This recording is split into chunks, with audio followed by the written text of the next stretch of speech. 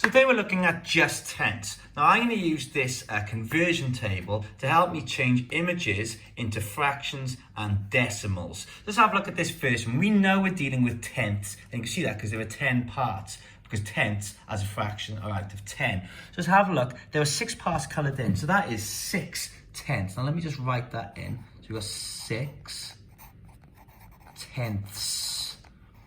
Okay, so as a fraction, 6 tenths looks like this, and as a decimal, 6 tenths looks like this. Okay, nice and straightforward. You could go further and simplify this fraction, but it's the same thing as 3/5. Now, if I imagine that we're counting the rows, I've got 3 rows out of 5. So you want to simplify, that's also 3/5. Let's look at this second one. Well, there are 4 parts coloured in, so that's 4 tenths. So just write that in. So we've got 4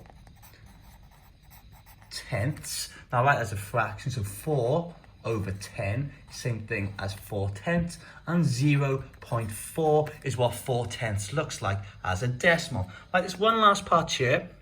I've got 1 part coloured in, so that is 1 tenth. So 1